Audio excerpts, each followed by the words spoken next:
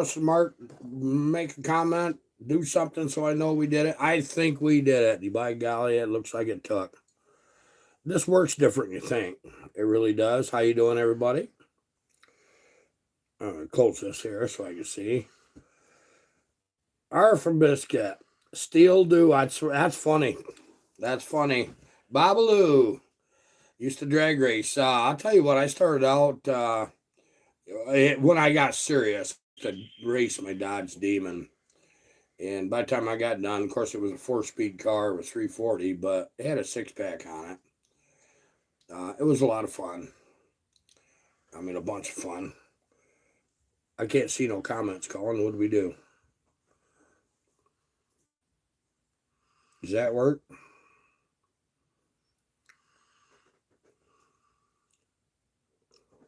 Let me fix it. Tuck that. I'll fix it. Well, it says that connect to AirPlay.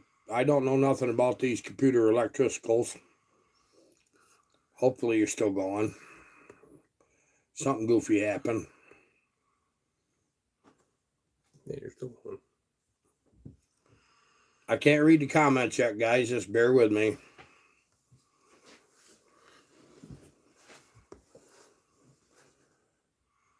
I had comments. Northern Wisconsin. Cold there. We had our cold for Christmas, and I'm going to tell you that was cold. Boy, the lag time on this is really crazy. What I see and what you see is probably two different things.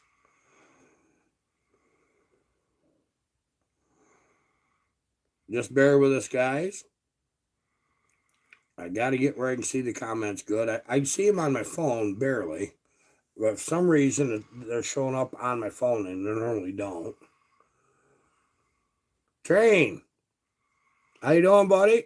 My buddy Train Grow.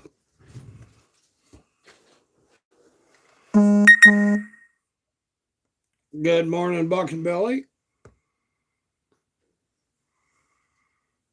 Isn't that a nice saw? Train is actually getting that saw.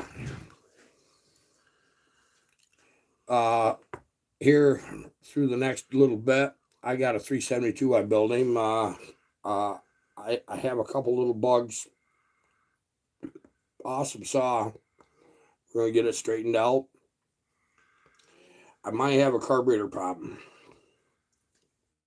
But I want him to have something nice.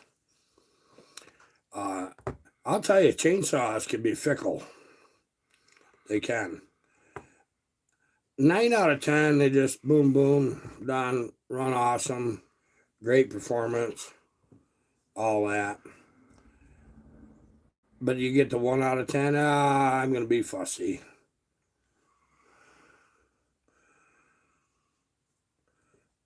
Okay, I got one comment. I can't read too good here. I'm an old man. I got cataracts. But you want to know if I did a read saw on an intake? And I say, yes, I have. I've done several. I should be showing some of that, shouldn't I? I'll tell you why I don't. It isn't that I don't want people to know. My whole deal is to let you know what's going on. And away we go. But when I develop something new for me and I'm doing something a little bit crazy or different, I like to proof it. That means it has to run a while. This is just the way it is.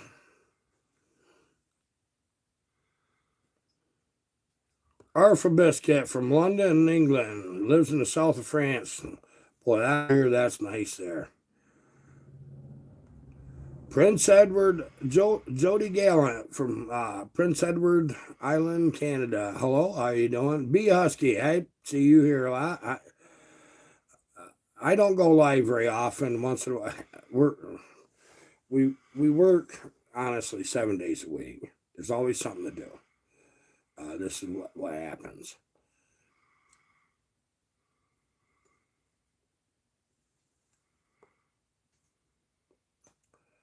Which crank did I use in B660? there's I really like the highway crank is really holding up. Do not, in the whole swarm of saws, do not run the OEM crank. Any of them that I've built, I have not had any luck. But I like the highway crank. I get them from Ryan at Wolf Creek. He has two choices. Either choice is really good. The thing that Ryan carries that's aftermarket, he's already went through everything you need to, so he has good aftermarket parts. So far, the cranks that I'm getting have been running just as long as the OEM. Are they up to par with the OEM? I don't know. We're going to find out. Sometimes you got to look at that. Like the Steel 66 mag, they run so stinking many years that, it'd take 10 years to decide whether the cranks was just as good or not. But and that's logging. He's still trying to get me where I can see the comments. It goes back automatically. I don't know why. It says it's connected to AirPlay, Colin. Yeah, I turned that off. It's still doing it. What do we got to do? You have to read it here. I can't. I'm not going to ever be able to read the comments on my phone. I'll have 5 minutes of this. And KT Performance, want to know if I would ever work on the Zenoa G62A. No, I didn't even know they exist. Has anybody got experience with them? I'll tell you what, for the price of saws anymore, for used ones, I use eBay as a meter. Everything is top dollar on eBay for used saws, so that kind of, you drop that down by a third to half, and that's a realistic price generally. Guys, just bear with me. As soon as we get the comments up, I'll be able to get more inclusive with you on this. I might have to go get my x-ray specs.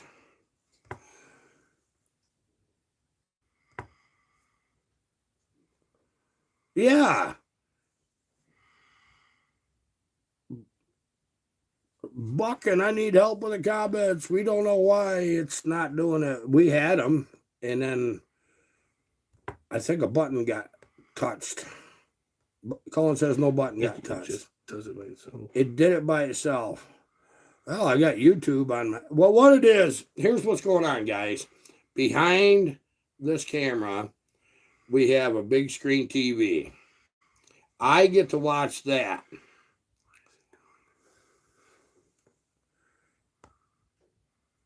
Okay, so what I've got is I can see everything on my screen, Buckin', but my comments are not on the right side of my screen. I'm on a big screen TV so I can see, because I cannot read this phone.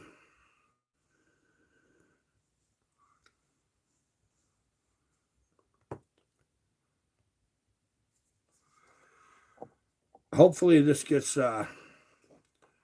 fixed real quick here. He's working on it. Okay, I can read the comments on the sidebar of my tablet. That kind of negates the phone or the TV thing. Chippy's Outdoors, you're right. I'm not a tech guy. I couldn't even do this if it wasn't for Colin. I could not. It would seem like yeah, the AirPlay is. It's off too. I turned it off. Well, it doesn't know it's off. No. Leave it to Apple to screw me up. I can barely handle a simple. Do they make a freaking rotary dial Android? Do they?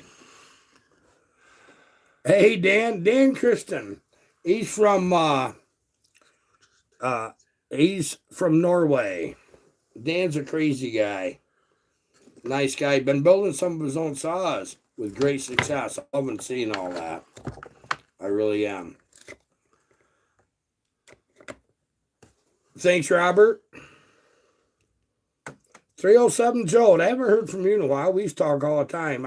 I've got disconnected from a lot of the people that I had been talking to. We have so many people now to talk to that it isn't even funny, but this is the part that keeps me going. Because quite honestly, there's a pretty seedy underbelly to YouTube. Other YouTubers can be a little nasty to each other. I don't care. Be nasty to me. That way you leave the young ones alone. That it bothers them. It don't bother me. It don't.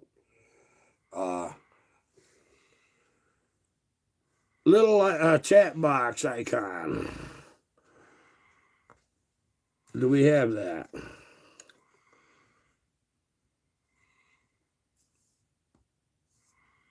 Don't see it.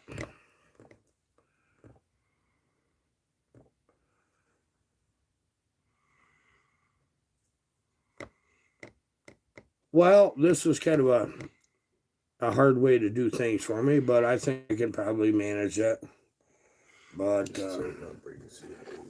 I just see. Here's what I got. See that? Do that again. Well, I can get it longer. No, not my coffee cup. I need to drink out of my coffee cup. Let me get this. Okay. Now, who would have thought that? You can turn the tablet sideways and make it easier. Darren Ritter said, happy birthday. Thanks so much. 62 years old. I made it. Believe it? Yeah, Chippy's outdoors. He knew it firsthand. Flip the tablet upright. It'll retain more comments on the screen. That's what I like about the TV, man. I can just see all kinds of stuff. I thank you guys for being patient. I really do. Mr. Fix It, Nick. Where are you, Nick? Oh my goodness. Yeah, B Husky, the 7th. I had a birthday the 7th. Birthdays mean very little to me. It is another day. It's just another day for me. But I appreciate your kindness, guys. I really do. Babaloo, where'd you used to race? You said you drag raced. Nick Pixel. What you doing, buddy? Yeah, Tim Barton. Now, he's a logger. We went bike riding over the tall pines with Tim. Tim's crazy bugger. And he just lifetime logger. And he just said it right. He says loggers suck at technology. We do. It's a very simple world that we manage to complicate. And I think I missed somebody that I wanted to talk to here.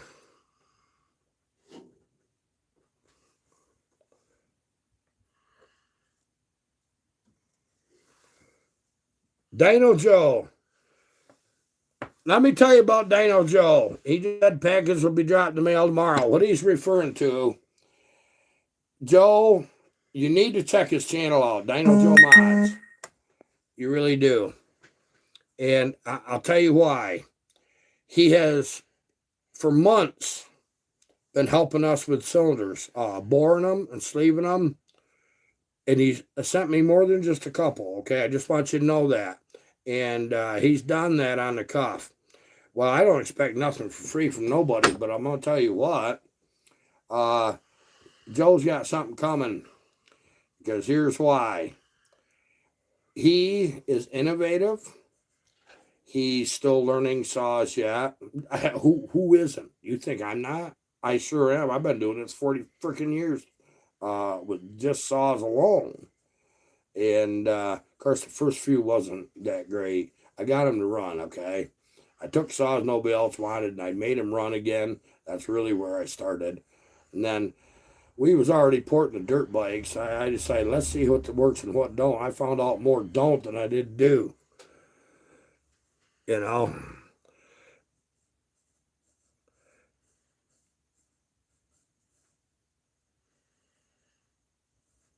Corey Miller wants to know how much so you can safely lighten a crank and a chainsaw. Should we get into that? Must be you're watching when the camera's off here. Yeah, there's things you can do. that doesn't hurt you. I need to get a crank out and show you something. You know what? I buried all of them because right behind me is boxes that from Collins Motor Parts and chainsaw parts over here. You can let me just make a video on lightning crankshafts, okay? I've got one coming up. I know I do. Guys, you're really crazy. KT Performance, how about making a crank into a fan and covering it? Okay, look, we already do that. I know I see a lot of stuff on YouTube of all these weird notches and stuff in the top of the crank. It doesn't work. It never worked. It's never going to work. That's not how you do it. It's a timed event. I think I showed that in a video. I think it's time to get into crankshafts. What goes on with some of these, what you can do, and you'll be surprised. Yeah, Tim, winter won't make up its mind. It's mud season right now for you, isn't it, Tim? Make him a moderator. Bucking, you got to click 3 dots.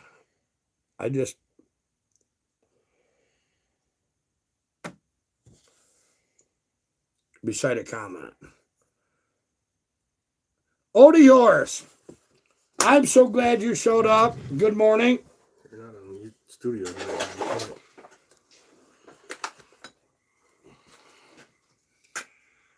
This is a firecracker.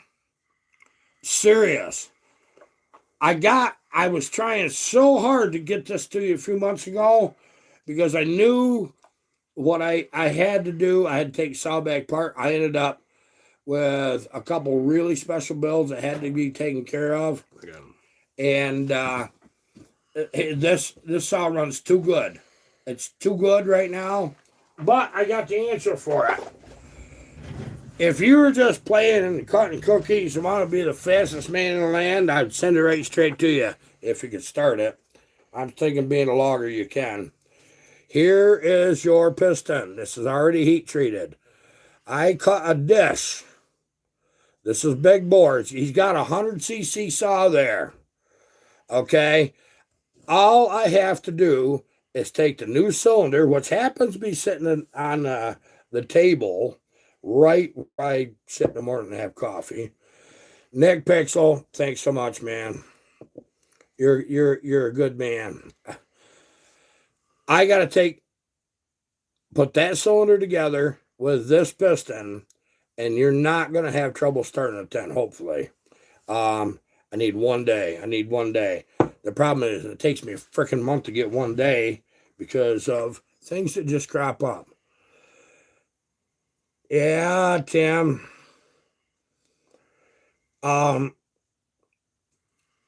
We got into that. Oh, Buckin. Buckin Billy does so much for this channel as it is. A lot of it's behind the scenes, folk. Right in Buckin Billy's classic style. I mean, he's like a super chatter from holy heck right there. But that's not necessary. If you guys know Buckin, truly know him, there's one thing you're going to know.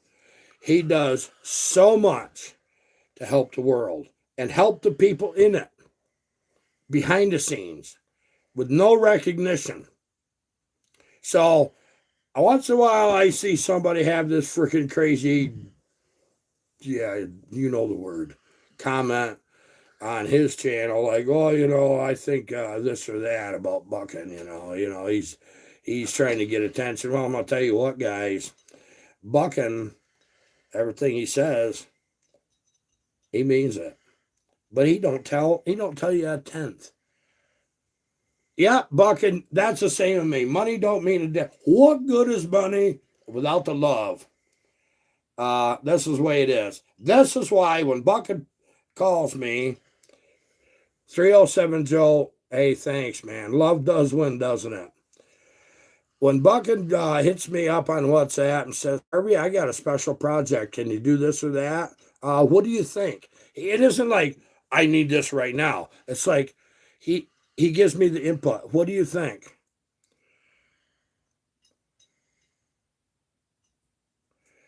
Jody Gallant, you already know the deal. Then the leading edges of them cranks are a timed event for shoving the air fuel up transfer. You angle them at 43 degrees, but you taper them back. The rest of that crank don't mess with. You knew that, didn't you? Where do you think this cheats? You think I dreamed this stuff up in my sleep? No. Many things come out of racing of all kinds. You know, many things.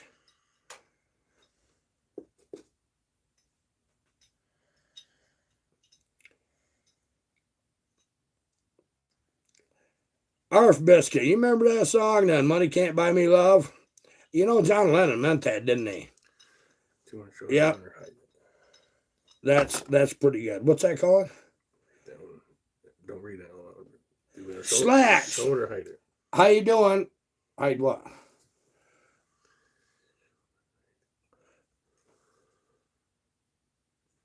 Okay. It's like this. Slacks, I really like your channel. You're going to go places with it. You have an honesty and integrity in what you do that's greatly appreciated in this YouTube world. Believe me, you will grow.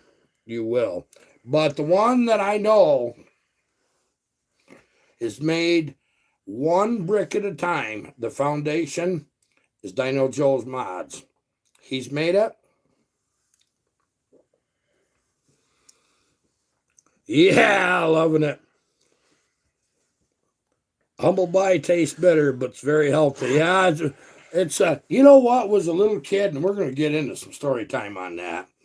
If your parents or grandparents, aunts, uncles, whatever, they put something on your plate as a wee little, and you looked at it, and you wasn't sure what it was, you look around and see if anybody else is eating it.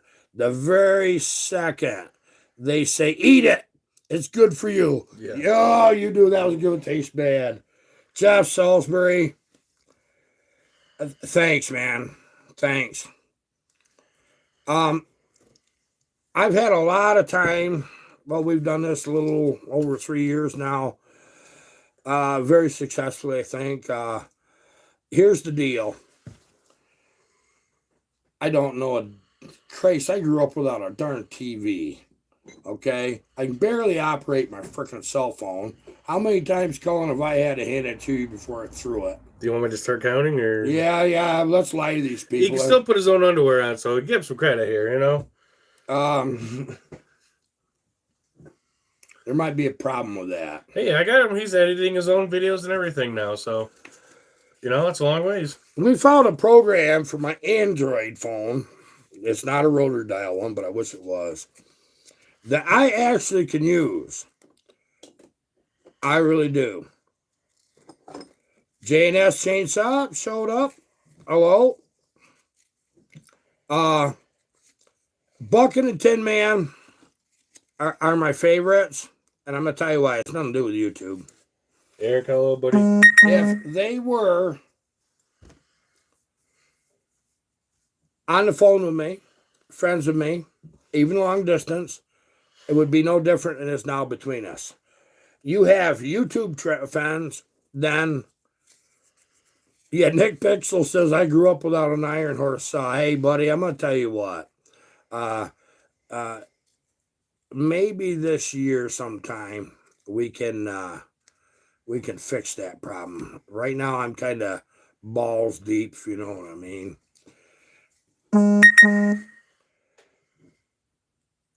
Slacks has got the same problem I do. Editing is hard. Eric, buddy, how you doing? My buddy Eric Nelson. Get your frickin' skitter fixed. Well, I gotta come out there to Massachusetts and put a clutch in that for you. Is that what I gotta do? His clutch froze up. It sat in the moisture, you know, the rain. You know, Mark Duclos. Thanks, buddy. Thanks, Mark. I see you hadn't been feeling good. Yeah, is things better for you, Mark? Start the big block in the shop, Harv. Would be the first time. Oh man, when you start the race motors, when you start them in a shop, the people that's in the know, they leave. Because you can wear all the earplugs you want. When you open your mouth, the vibrations dazzle your eyeballs. And I'm being quite conservative. Really am. Yeah. I'm going to unplug this. And I'll show you where we're at. Okay, you're doing a little better then, huh? Good, Mark. See all this grunge? We had this in a 4-wheel drive. If you go back to one of my early videos, this was in my black short box step sides at 77. And we was playing in the muds. We built it to run sand drags. Colin and I did.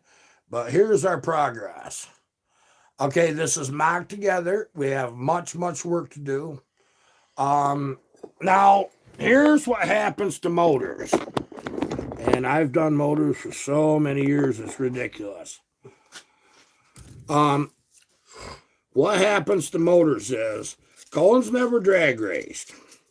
So, this motor we found in this truck to be just a bit much. I mean, it'd wrinkle frickin' 35 Swampers, just like wrinkle walls. And so we decided, well, let's detune it. Actually, we bought the bottom end from somebody else. It's an LS6 4-volt main block. And but we're pretty much gutting it and detuning it. Mm-hmm. So that's just what we're going to stick to that story, okay? Now, the problem through the detuning process, we took off the cast iron heads that are ported. They are ported. And we put these aluminum 320cc intake runner heads. That's what we're using. And instead of the Edelbrock RPM, Performer RPM intake, we're running this Brodix intake with that Dominator. It's a 1050 Dominator. It might be a little small for the motor. Yeah, uncorked big blocks. There ain't nothing sounds like them, is there?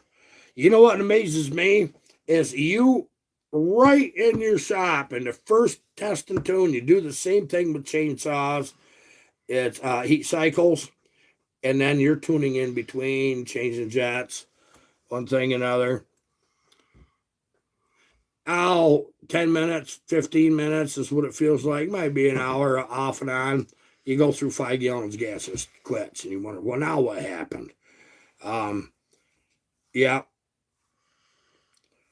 Evan Keb, how you doing? Really good, I hope.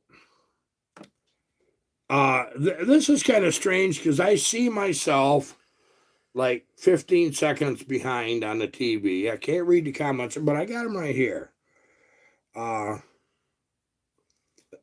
Major Picks channel. Yeah, there's no sound like them big blocks. When they're right, they got to be right. If they got that hollow sound and don't turn up, then I don't even care about them. But when they got that instant bam, like when you start them, they sound like an explosion. Yeah, Jody, I tried my hand at Super Pro running methanol, alcohol. And I'm going to, with a bit, yeah, big blocks. I'm going to tell you what happened. I went through about 40% more fuel.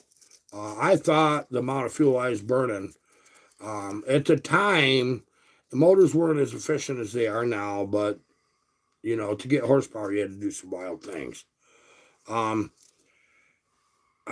Between lining up in the staging lanes, burnout, lights, trip a quarter mile back. How come that quarter mile back sound feels like a mile? Pick up your time slip, turn the corner, you know, deal, shut it off. 4 gallons. 4 freaking gallons of methanol. Yeah. Eric, what you doing, buddy? Tim says I prefer hard ground. JNS talking about the big block Mopar uncapped. You know what the pretty motors in the whole world were? when I got into the racing scene, it seriously was the Chrysler products. They would not sound them 340s, man. They were wicked. But when you heard a good 440, oh God, was it fun. You guys want to hear a little drag racing story? You want me to get right into friggin' what it was like growing up here as a childhood, right where I am now. I went around the world twice, came back, and landed right where I started off. You believe that? It was something else. Steve Wrightington from Mass. Hey, how you doing, Steve?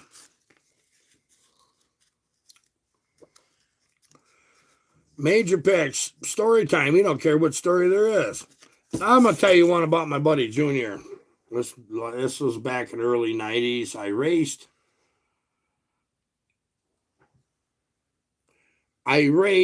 pro at the time. I had a 3/4 ton pickup with a big block, and it was pretty salty. And I had a good 400 transmission. I actually done well enough that one of the converter companies sponsored me for all my converters. I was wrecking them left and right. I really was. Here's what happened. My buddy Junior run a Vega. Yeah, GT, you know, the fastback looking Vega. And I helped him. I built him a motor, built him a big block. It was really interesting. So we got it together, and boy, he just loved that motor. I'd run right out there good. So Junior calls me up on Friday night, and he says, Harv, my pickup truck broke down. Can you haul my race car and trailer to track for me? I said, sure. So race day, went down, picked him up. Now this 3/4 ton GMC was from the north, so it was a little rusty. Well, down in Georgia, Division II, I raced at Savannah, by the way. There wasn't rust like that, but this truck, you get laughed at until they in it run, then they cried. The darn thing would run tens. That truck I drove it every day. So here it is, the truck I'm racing with. We pull into the track, and of course everybody knows each other. And guy come from Douglas, Georgia, came down, and he came down there just to race Junior. And boy, he was wanting to put a lot of money on being able to beat Junior. And Junior looked, and he said, "No, I didn't know none of this." Junior says, "Guys, I don't mind racing you, but I'm going to tell you right now, you can't even beat my tow truck." He says, "So when you do, maybe we'll talk." And I says, I didn't know what was going on. Junior come walking over, so the guy took the bet. He seen that truck, started laughing. He didn't hear it run. And we uncorked the headers, put the slicks on. Had dual tanks. It was kind of nice. I could put my freaking race gas on one side and leave my street gas on the other. Just had a timing thing you had to do. And so Junior comes over to me. He says, "Hey, you line up against that pretty Nova right there." He said, "I want you to beat him." He said, "I want you to beat him bad. Don't mess around. This time trials." He said, "I don't like that guy." "Good enough, Junior. Let's do it." I looked at the car. I heard him start. I said, "Wow, he's got a healthy small block in that. That might be a little rough." Junior says, "I'm going to be right behind you."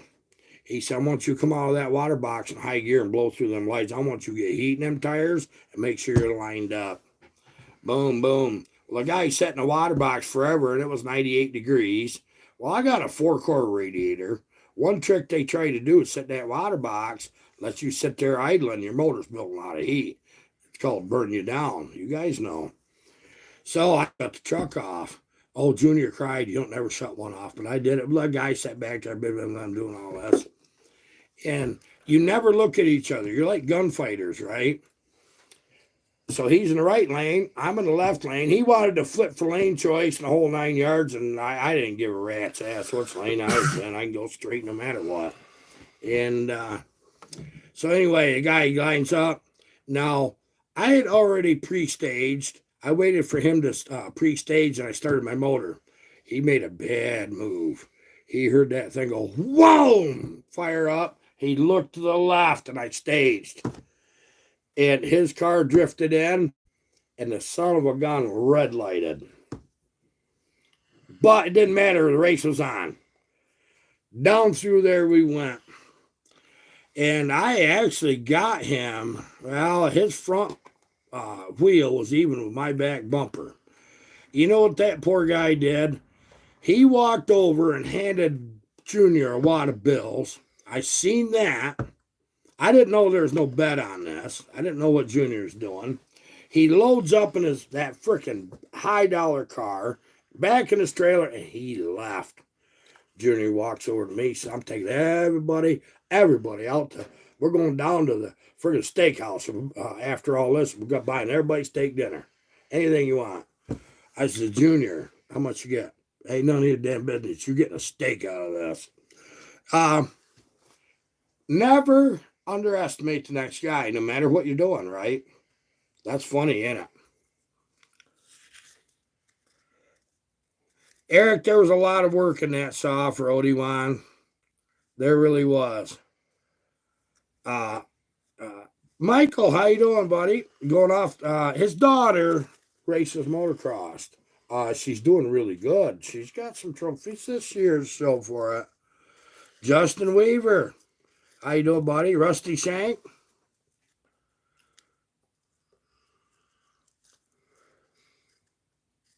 Oh, Rusty, you just keep working on stuff. That's what happens. There's more goes on behind the channel scenes here. It's crazy.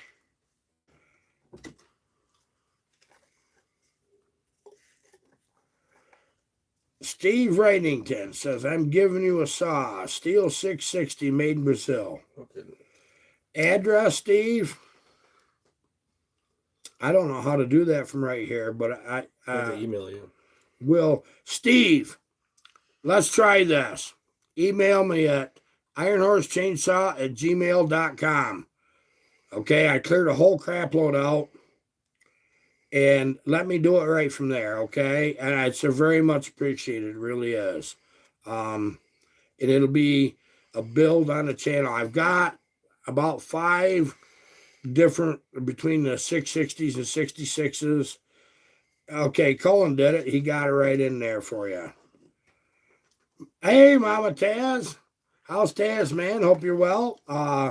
I've missed your live feeds lately. Things have got a little, let's just call them out of hand. Wintertime. Indiana Doug, you're here. I must, yeah. Hey, how you doing? Haven't heard from you in a while. Life's been getting busy, guys. It really has. The thing is, I appreciate is when I take a month off like I just did, your guys are still right here. And I thank you for that. And this year, you already know, we got some pretty wild builds for special people that we're doing. I'm not taking saws from other people. I'm taking care of the people that I've already built for and the local guys. But I've got the last part. Yeah, Bucket, it is getting busier. I wish I could tell these guys, and I can't. But if you guys stay tuned, you're going to see some really cool saws after the fact, so to speak, and you're going to like what we do. I've decided not to waste my energy on people that don't matter. I've decided not to worry about haters. And here's why.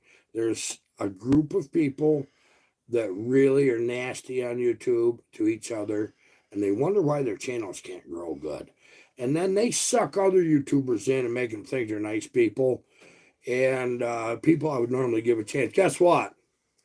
I've already got all the friends I can afford in my personal life on YouTube. I have all the friends that I really want to be close to. I really do. But I would really, really want to share a lot of these special builds with you guys and show you how to do them, okay? Yeah, Buck, and he knows exactly what I'm talking about. I am an old man, too. I'm getting younger every day, I can tell you that. Hey, Nikki. I didn't go bald yet. I still got a little color left, even though it's mostly gray. You know what the birthday card Barb give me? You know what it said? When you get old and you look and the grass is greener on the other side of the fence, and what your main problem is, you can't climb over the fence anymore. Oh boy, that there. I'm not old, bucking. You know something? Here's my problem. I'm still 18 up here. I fall off a dirt bike. I'm 76. I'll leave it like this. Now, I generally wreck in style. It ain't when I'm going fast. I can go be just ballistic. I don't wreck now. They got a gyro effect.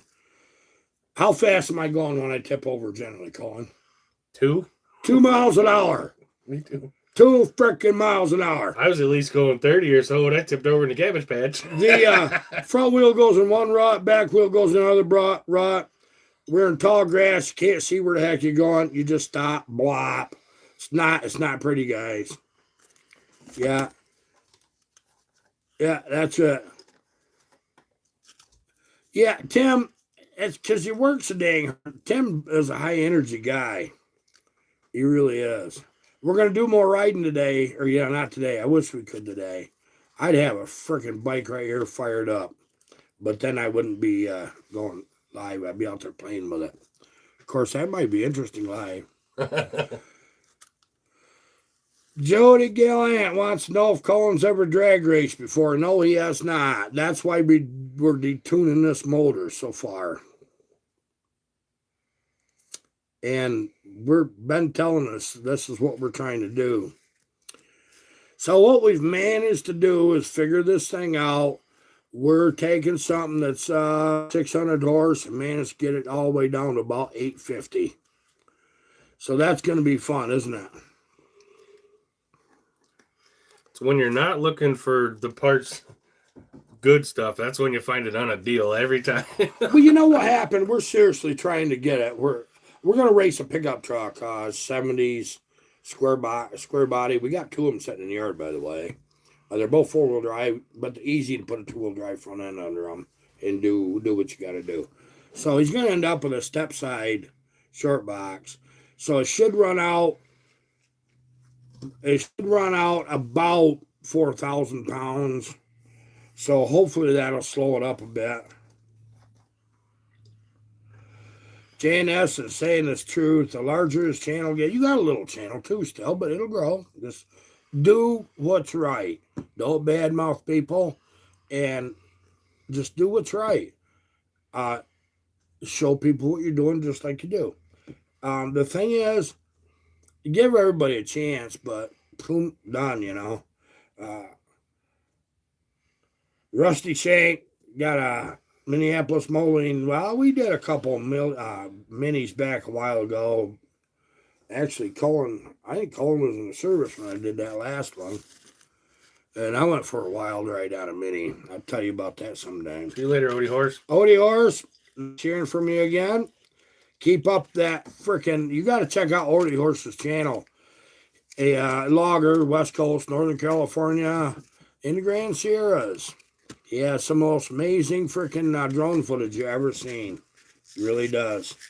And hopefully, very soon here, we'll be sending him a nice little steel. And he can get even better footage. Actually, doing that personally between me and him, I just said, "Look, get an old junk saw and send it." I didn't realize it could be that junk, but we did it. We did it. We made a pretty saw of it, and it's serious.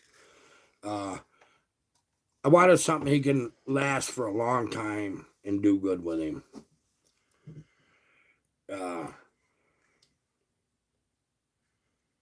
Major X Channel says the wolves attack me all the time. I don't care. No, water off a duck's back. Think about it. It don't matter. You know what gets me is when they pick on really nice guys like Charlie Briscoe or something, or Tin Man. Tin Man says it don't bother him, but I know it does. But it doesn't bother me. It really don't. But I get upset when my friends take a beating. I get wild about that. You can say anything you want to. I would warn you, don't say something that you wouldn't say directly to my face, and that would be very limited, believe me. You know what I'm saying. I know some of you haters watch this stuff. Just be good to each other. That's all I ask. If you want to beat somebody up, you beat me up. You ain't gonna hurt me none. I'm pretty hard about it. Bill Block. I got something for you, Bill. I should show it to you. It's caffeine. Caffeine. You know what the problem is about that? I decided my old age or my young age. What'd my mentor say? One of them's just been here for a bit. Buck and Billy. Don't change them. They're not going to change. Don't worry about them. They're insignificant in your life unless you choose to let them be. Can you grab that little 372 up there? I'm going to show Bill. I've been 2 years trying to build a saw and send it to Australia for Bill Block. But it's one that's all together, and it's virtually an untouched 372. Yeah, it's warm now. This hasn't been used. I'm going to tell you that. I told Bill that channel will take care of it. Don't worry about nothing. And yeah, Michael Barub.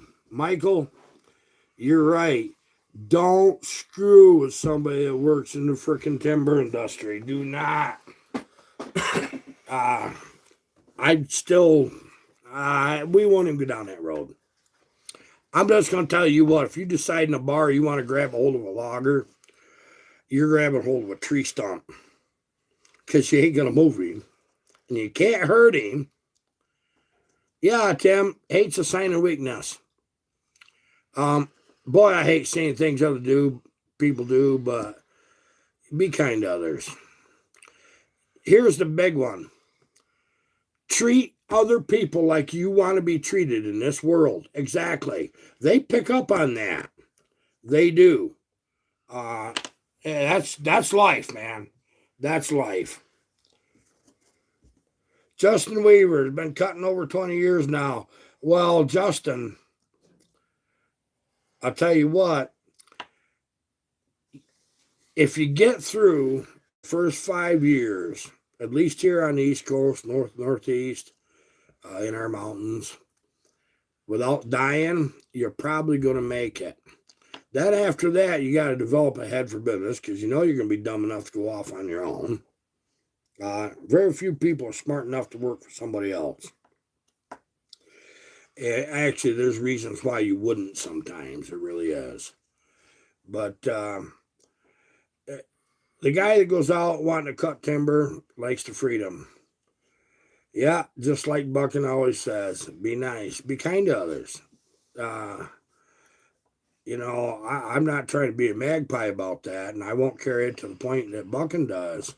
But if you're nice to me, I'll give you the shirt right off my back. Matthew, he says, hello, Iron Man. Best wishes from UK. Hey, thanks, Matthew. I used to be an Iron Man. I'm not quite as irony as I was. I still can put in a good day's work, but I tell you what I found out. Colin and I went through a little bout running that pretty little 61 that I built, cutting firewood. And now that's dirty ash, just gritty, little tiny fine stone in it and stuff. Well, you know, you make a dozen cuts and you're really getting quite dull. You got to sharpen. Well, I got to sit down more often than I used to. That's one thing. And I'll stand there cutting along. My knees will get wobbly. My butt starts shaking, you know.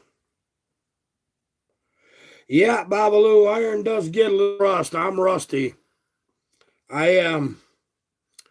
But I'm going to knock some of the rust off this year. Colin's looking forward to drag racing. Buckin, thank you. I appreciate you showing up and being here. Buckin and I and Tin Man have got a great future together coming up this year. You're going to see it. I can't tell you what's going on, but just know this. And that I've decided, I reached out, I spent all of last year seeing who's who on YouTube. And some people I've talked to, and some people I haven't been able to, or some people I just leave alone. And I'll tell you right now, I don't want to freaking ride a dead horse anymore. Let me just put it that way. Later, Bill.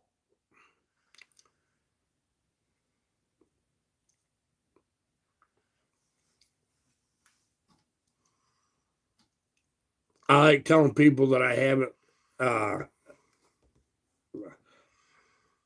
seen do anything since the last time I saw them. Well, Evan, sometimes that does happen, you know.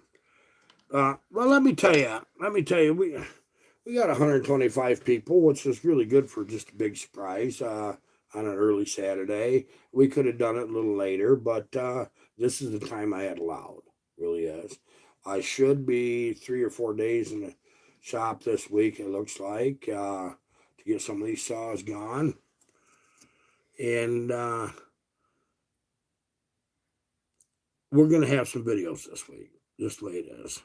And hopefully, I got a little sick there at Christmas time, right when it was real cold. And it took me a bit to get over it. And I'm better. I'm good. Let's talk about something that was important to me. I was sitting at the table this morning. I'll tell you what I like to do. I generally get up way before daylight, grab a cup of coffee. I go out, stand on the back porch under the roof. I look at the horses and the mules, and I appreciate how my day starts. But I did that as a little kid. I have strong memories from about the time I can walk. I have some before that, but they don't make sense. As a little kid, I did the same thing.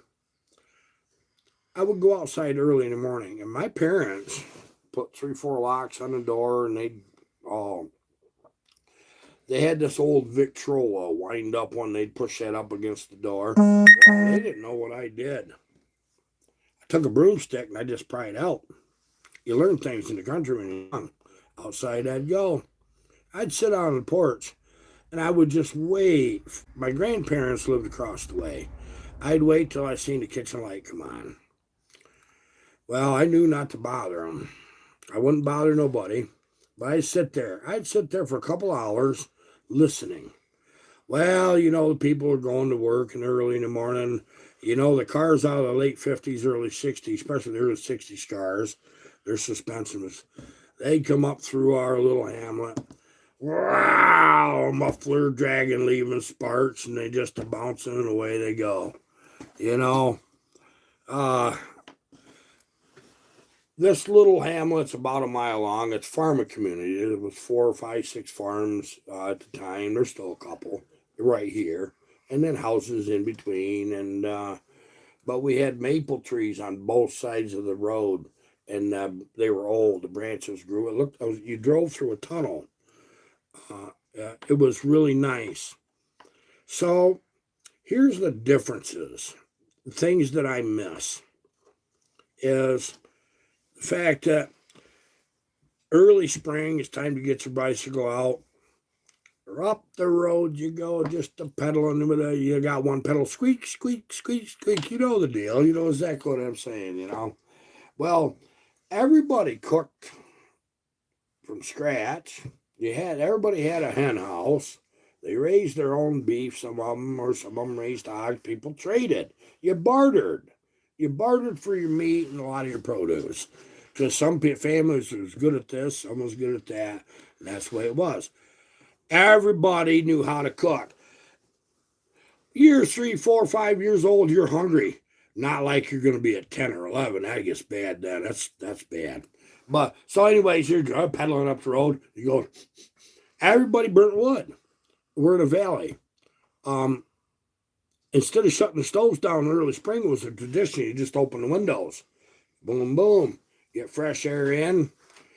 Oh, my goodness sakes, the smell of bread cooking.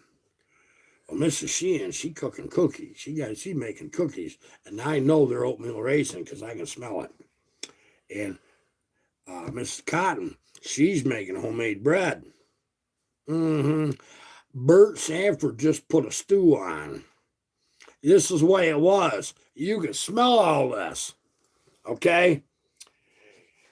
By 8 a.m., there was 60 kids outside playing. Everybody kind of got together in on the age group, and you do football or baseball. We played baseball like crazy. In fact, we got quite good at it. And oh goodness sakes, it you knew which doors you could knock on because it'd drive you nuts as a little kid. Hi, Mrs. Sheehan. Is there any chores I can do for you? Well, as a matter of fact, the woodpile tipped over. He said, do you mind picking that up? You already had a game. She knew what the game was. You knew what the game was. You're going to restack your woodpile. Oh, come on in there, young fella. Big glass of milk. I'm not talking this watery crap you bought at Walmart. I'm talking the cow is in the barn milk. This is what I'm talking. I'm only going to give you 2 cookies, okay? Because they're this big. Here's a 16-ounce glass of milk. Yeah, you don't, they're still warm. Do you dunk them or do you eat them? It doesn't matter. It was good. But that's how the game was played. I used to mow lawns here for between 50 cents to $2. I'd borrow my grandmother's lawnmower. And first couple times I did that, she didn't say much about it. She says, okay, young lad. I was about 6 then. I couldn't reach the top bar on the bush mower. I had to go in the middle. And he was pushing up and down hill and around everything. He's doing a good job. She says, okay, Harvey Powell. She says, you seem to be mowing a lot of lawns on my gas. She says, here's what you're going to do. You're going to start buying your own gas. Okay, this is what we're going to do. Oh, man, how much is that going to cost me? Well, it's 49 cents a gallon or something like that. Yeah, Evan, you remember, don't you? Yeah, butter. We still get real butter. We buy it, but it's not the same as when you make your own dang butter. Guys, if you ever want to do something that's easy to make butter, try it. You ain't going to believe how much better it is than the butter you buy in the store. And you probably find out if you find somebody that's got a cow or two, it's a whole lot cheaper.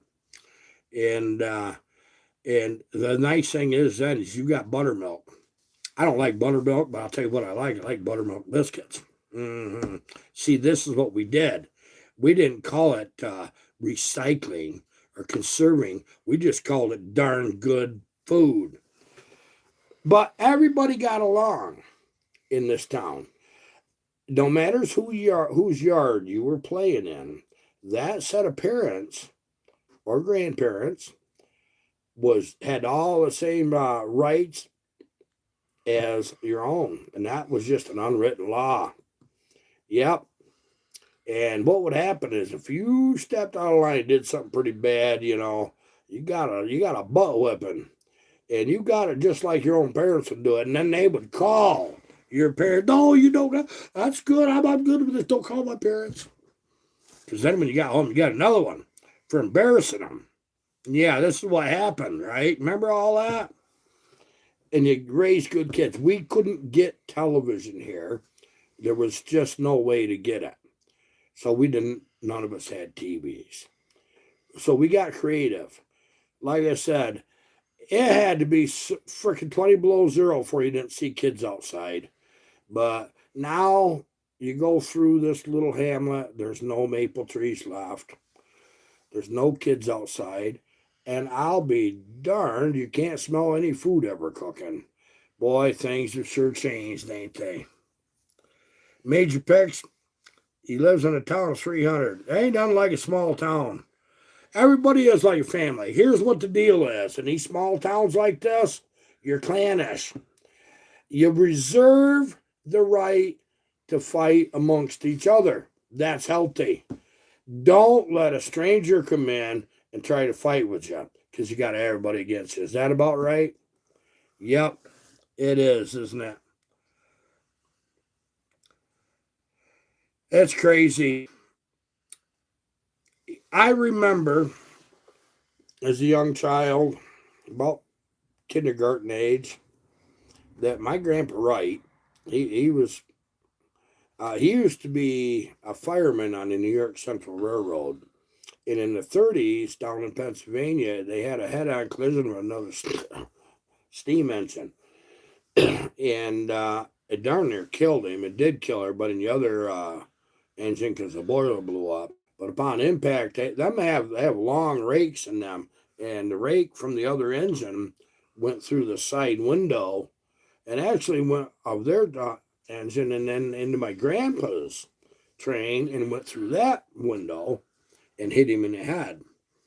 Well, it crushed his skull. Well, the tender and the locomotive had jackknifed, and he landed on the railroad tracks face down. And there was this mentally challenged young lad that pulled him out from under that train. The water from the boiler was running on his back. The horrible scars the man had was unbelievable. Well, in the 30s, they had to remove a large cap of his skull and they put a silver plate in. And that causes great problems for him. It really did. And but he survived and he did good enough to teach me all kinds of things. My grandpa Wright did. But he had his cronies. Now, my grandfather and his twin brother Leon were in World War I at the very beginning. They tried to sign up for World War I and they lied about their age and they got found out. So they couldn't join. But when they turned 17, they could join. That's the way it worked.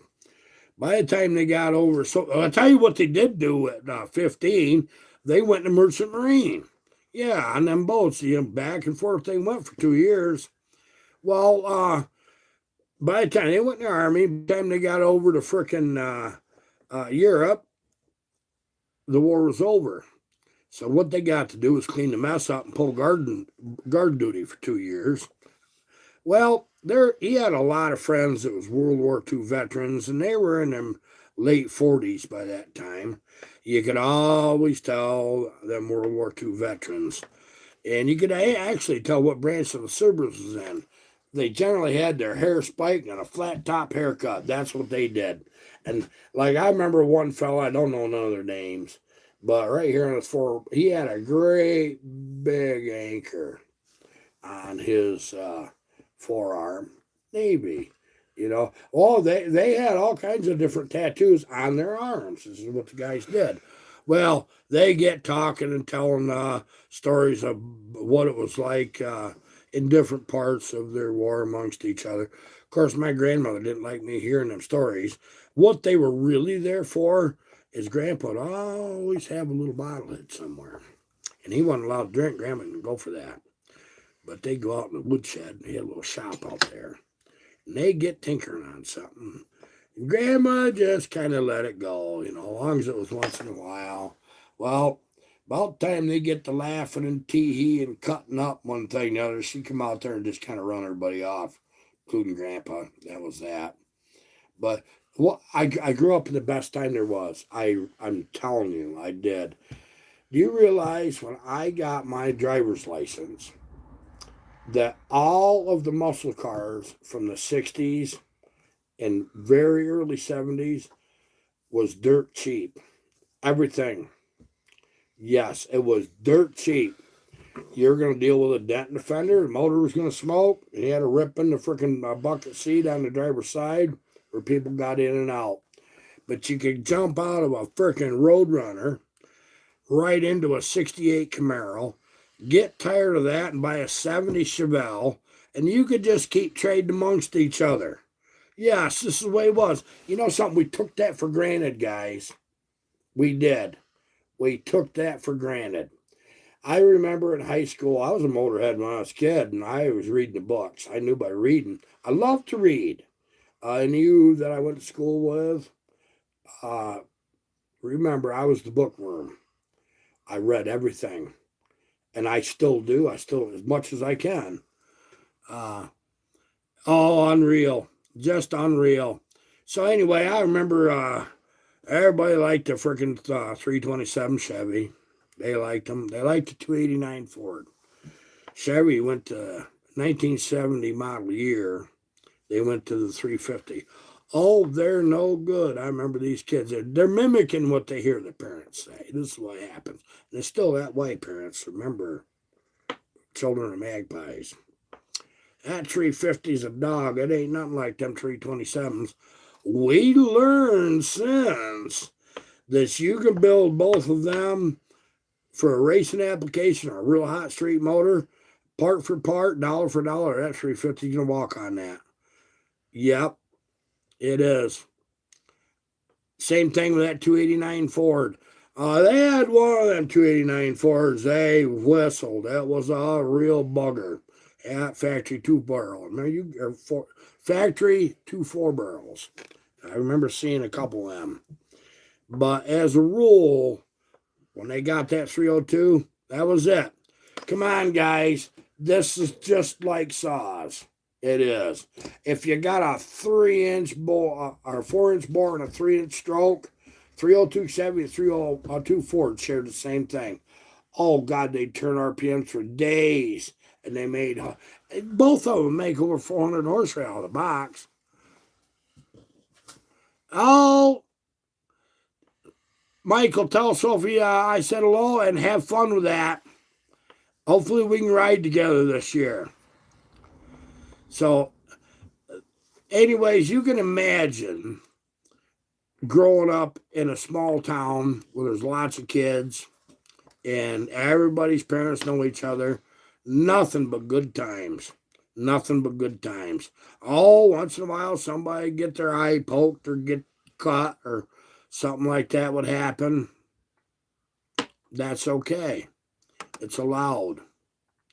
You don't mouth off. When you went to school, if you were misbehaving, every teacher had a paddle. And they know how to use it. They can't do that now. They can't. Now you got kids taking guns to school. Their parents are afraid to freaking punish them. And the whole world's upside down. I'm going to tell you what. There's a little country justice sometimes. It's gotta happen. Plain and simple. In all ways. Guys, appreciate you being here. Let's just have a really good year together. Let's share our times together. Let's share our stories. Let's share what happened. You know, let's just do that.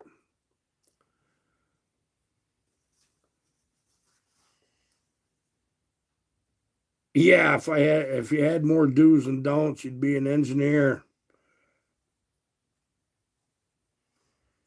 Robert Androli, what does that mean? No respect now, Harvey.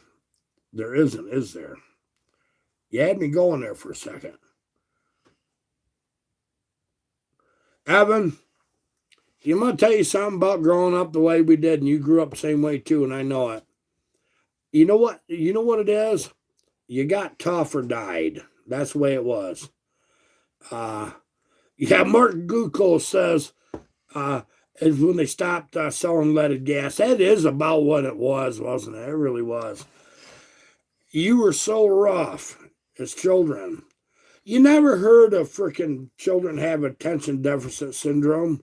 You didn't.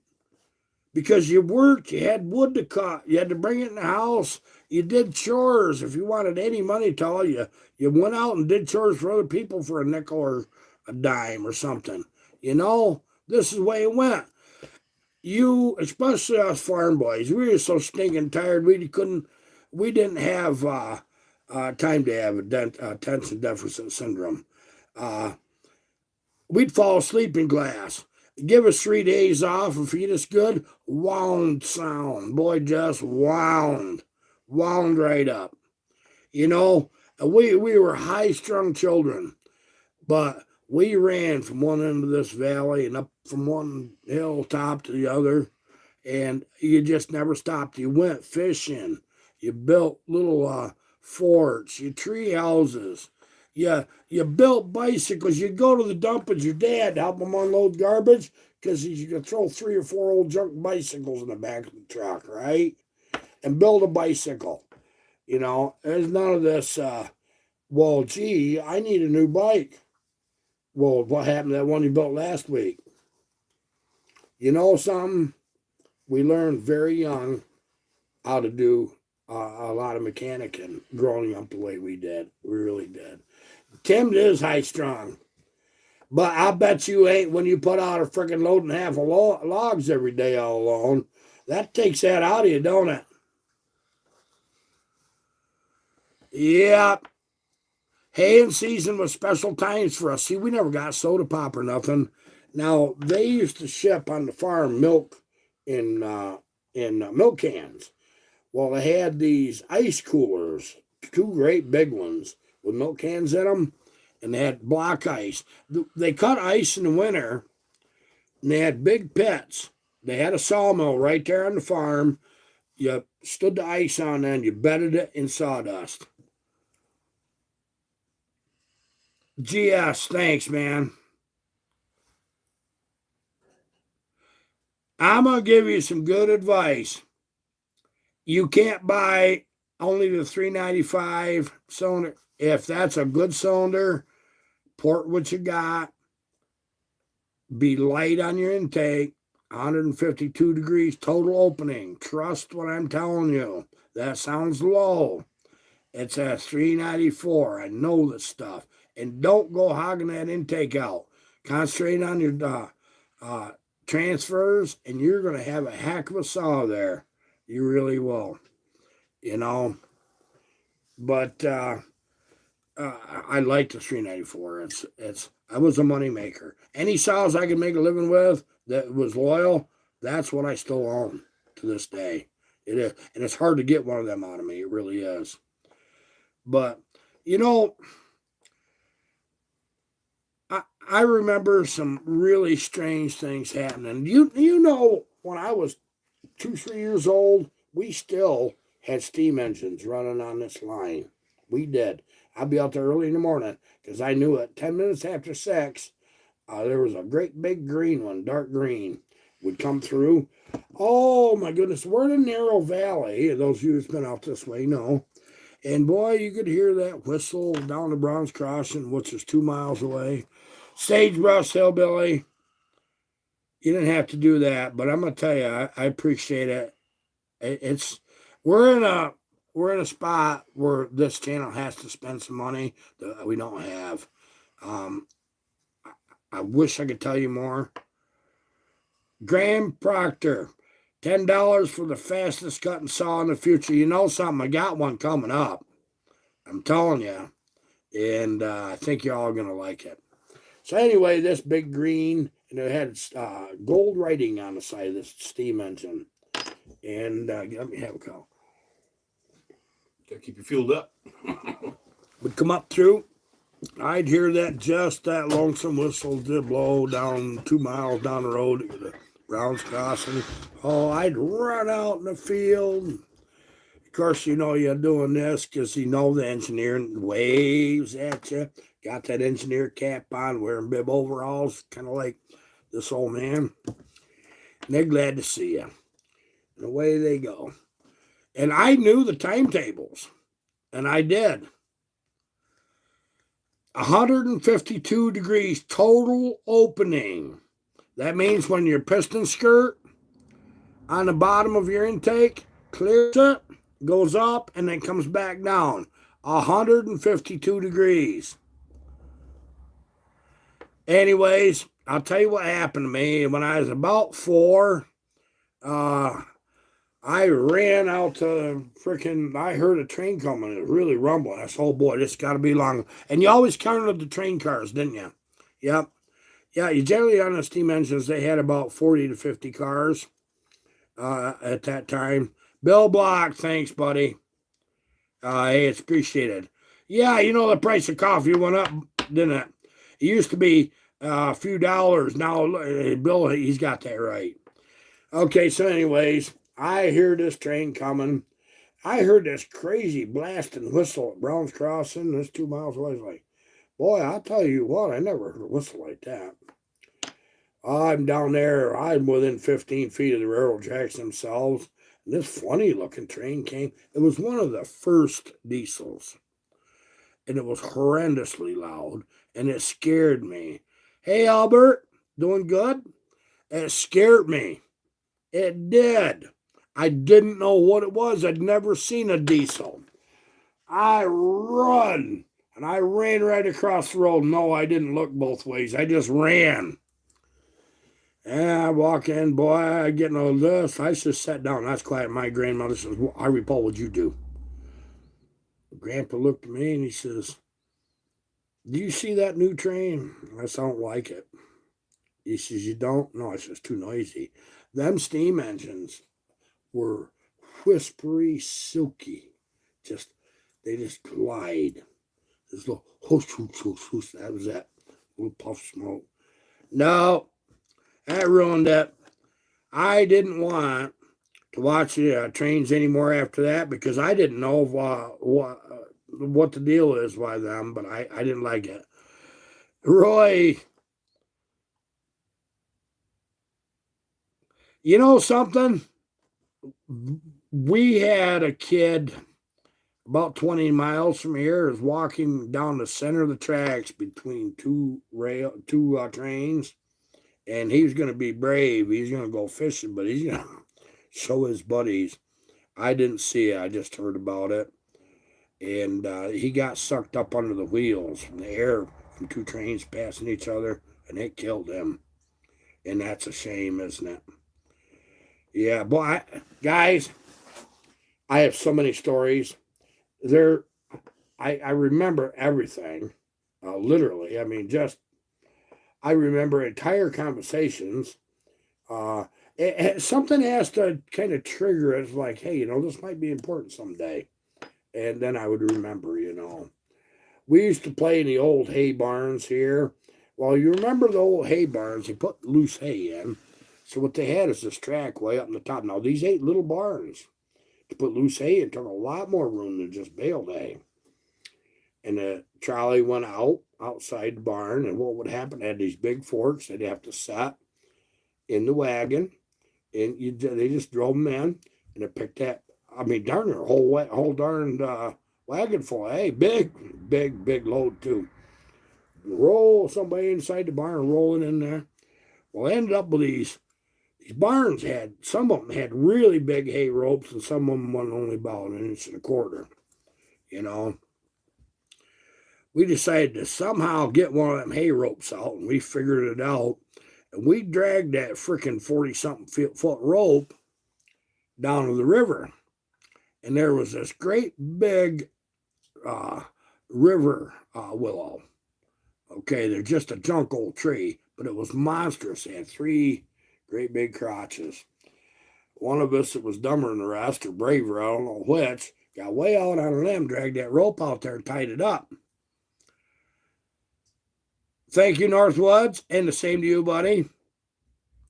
Well, what happened was, you'd get up in the crotch of that tree, and somebody'd throw you the big knot of that rope from the river. Boom, and you'd grab a hold of that. And you'd swing out. I'm going to tell you what, you were at a frightening height when that comes into that rope and you drop in that water. A frightening height. It was unbelievable. Many of us kids spent our days at the river. And just because of that hay rope, fishing, loved to fish. It was just amazing. Thanks, Mika. Yeah, open air adventure. I didn't dare say none of that. We used to jump on coal trains when they slowed down. Yeah, I tell you what, there was an uphill grade here. If they was slowing trains up in Canasteel, it's 5 miles away. Them trains would be just poking along. Well, if we were down with a fish in a hole, we'd just jump on a freaking flat car. And we'd ride up to the crossing and jump off. But just once, that train took off like a streak. He started really going.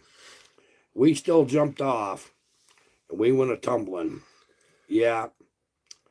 And one of our parents seen it. Okay, boys, what'd you learn?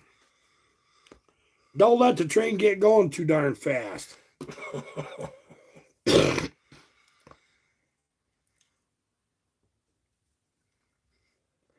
Roy, He says he had a friend that got wrapped up in a rope swing. We give him one of the worst rope burns.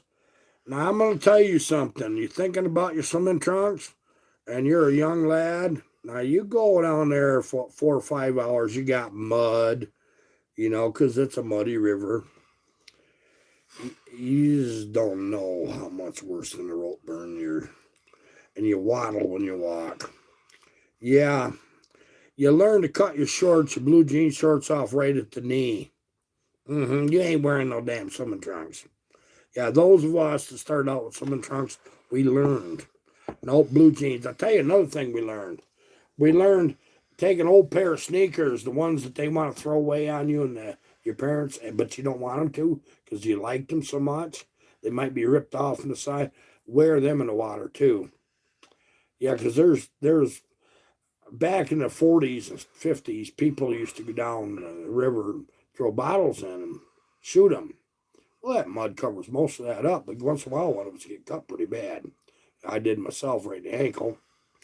But you did that. We used to have an old dump by the river bridge. I have a metal detector now. I bet I can find things that's discriminate on metals. In that dump, growing up as kids, every time we got high water, it'd wash some of that old dump away. And most of the stuff was rotted down, but you find the old bottles from 100 years ago plus. Well, I'll tell you what they used to do.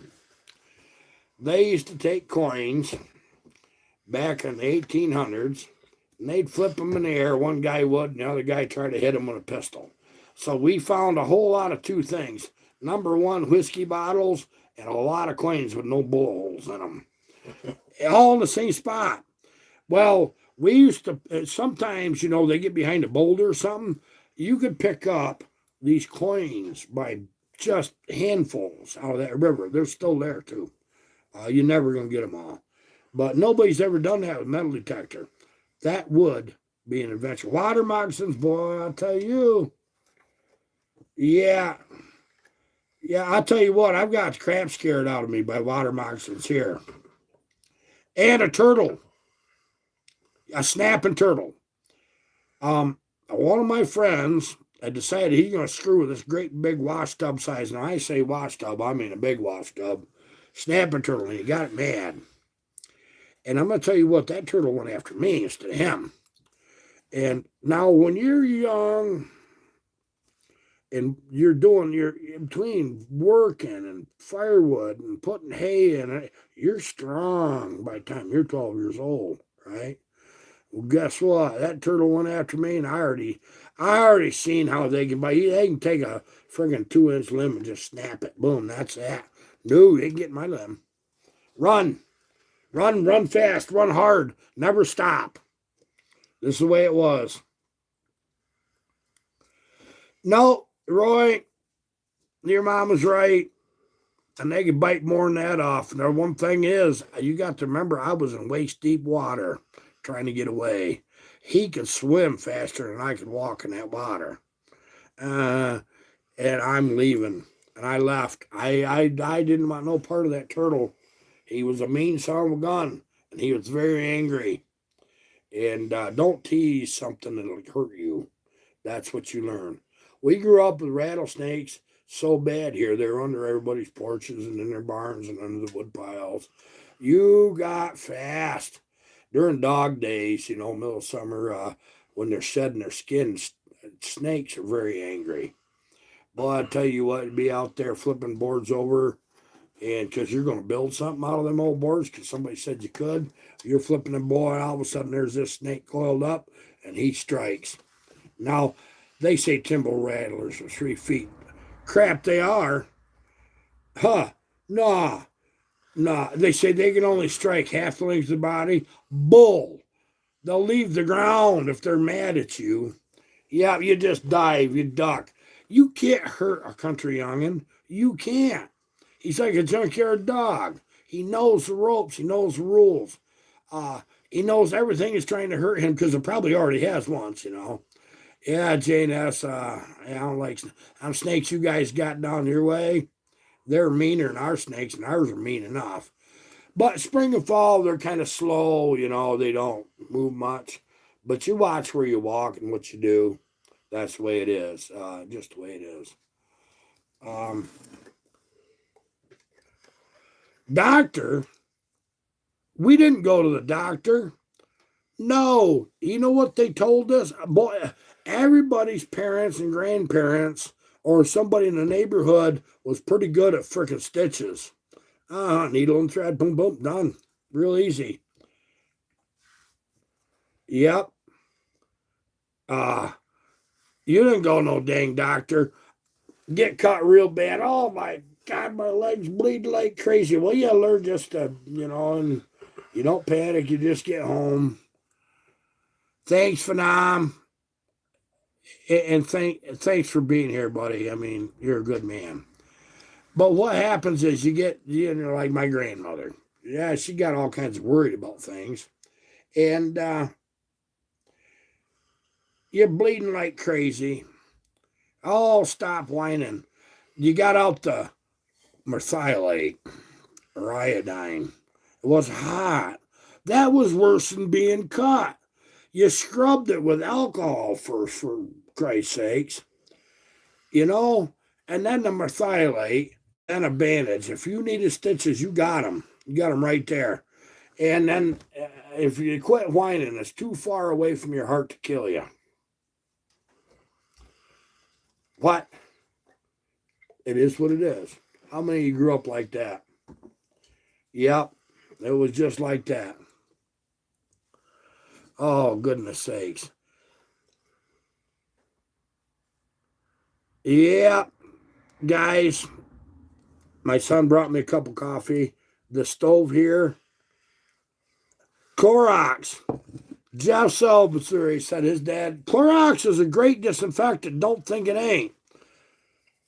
But it's probably, you're going to know what happened. You're going to know it was, this is what it is. You want to see what my buddy Eric did a few years ago? See this old stove? He brought that from Mass. I had to put a little handle on it, and I had to put one grade. I managed to find one. And it's really a coal stove. Just the tiniest little fire in it. I'm going to tell you guys, that little joker's hot. See that pipe draft shut off? Stove shut right down. Minute I open that door. Those of you that live in the South and don't have such things, there is a little bit of something to be said for some suffering. If you know what bitter cold is, and you have to work in it, and when you're done, you got something like this to lean up against to get warm, it makes you really, really appreciate things. Sometimes it's the suffering that makes you appreciate the good times. Kevin Z, I'm saving that chimney for one thing. I got enough pipe between what you brought me and what I already had that does match up. My big bay, which is right next door, is going to get a new stove. Yeah, Jeff Salisbury remembers the freaking merthiolate. Wow, that stove's hot. It really, okay, give me just a second here, guys.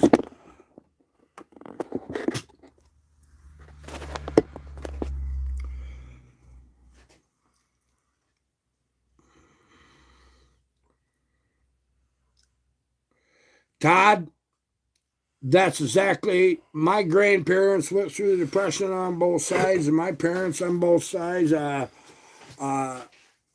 It was, they saved everything. There would be a box full of paper bags. They had smaller paper bags inside them. Egg cartons. Don't throw that away. You might need that. Like cake batter. My grandma Wright especially, when she got that batter off in the pan, there wasn't no batter left in that. She scraped that clean. Butter dish. When the last of the butter boys scrape. Yep. Did not waste. The old saying was, waste not, want not. Yep. Growing up here, sometimes it was a bit of a chore growing up, and you wondered if we was going to live through it. But you know what? That makes us what we are today. It really does. You know, we have a literacy all of our own. As you know, we're at the upper end of the Appalachians. And well, about the time you hit Virginia and right on up through the Appalachians to there, right in my area, you're dealing with a bunch of hillbillies. That's really what you are. And some of them more educated than others. Now, when I'm saying educated, I don't mean formal schooling. I'm talking school of hard knocks, country living, you know. Yeah, my grandparents never used the bank either, didn't trust them. Went through the crash in 29 as young people and didn't trust banks. Oh no. Big car come pulling in the driveway. Mrs. Wright, we see that you don't have a loan on your house. We'd like to give you a loan. Get the hell out of here. I don't want your damn money. Yeah, I've seen it happen 2 times. And you remember the Jewel T truck? Yep, used to have Jewel T, great big delivery truck. Back up driveway once every 2 weeks. And Grandma would go out, she'd swap butter and eggs and stuff to the Jewel T guy. Even homemade bread if she knew he was coming and stuff for things off of the truck. Plus apples. She had a heck of an apple orchard. So when apples were in or potatoes were in or something, it was a trading kind of thing, you know, I went to the next person. But generally you paid cash. It didn't take no checks. You give them the money. And they brought things to you. We had our milk delivered to our door. We had a milk box. It was like a thin insulated box, and all you did was left your money and your order sheet, you know. And you could order milk, butter, and eggs from the milkman. Every 3rd day or something, they'd swing by. It was odd. I remember that. And they would leave your milk. Whoever happened to walk by it first and noticed the lid was closed, you just picked it up and carried it in the house. And that's the way he went. And then he left you another order sheet. He just filled it out and put it back in the next time you got your milk, and he'd take that so he knew what you wanted the next delivery time. This is what it is. Tim, I used to say that all the time, especially back. You remember, Tim, when maple prices went sky high right out of the blue? Just before that, you couldn't sell a tree. I was sitting on 550 acres of some of the best hard maple you ever seen. And them log checks scared me. They frightened me to no end. And that's when I knew the money grew on trees. Syphilips, that's funny. There's a joke about that I can't tell on YouTube. Yep. Guys, you're wonderful. I really enjoy this time together like this. I'm really looking forward to being out there this week. I got to figure out what to do with this pile of stuff. I got it, instead of being everywhere, I got it over there now. You know? Yeah, Tim, logging ain't for everybody, is it? But if you're a logger, there's nothing else you want to do. Ever. Is there? No, I know. I got to cut this short. Thank you for showing up. Maybe in a couple weeks we'll do this again, just because you're that much fun for me. Babaloo, thanks for being here, man. Thanks for being here, Tim. All of you. Thanks for being here.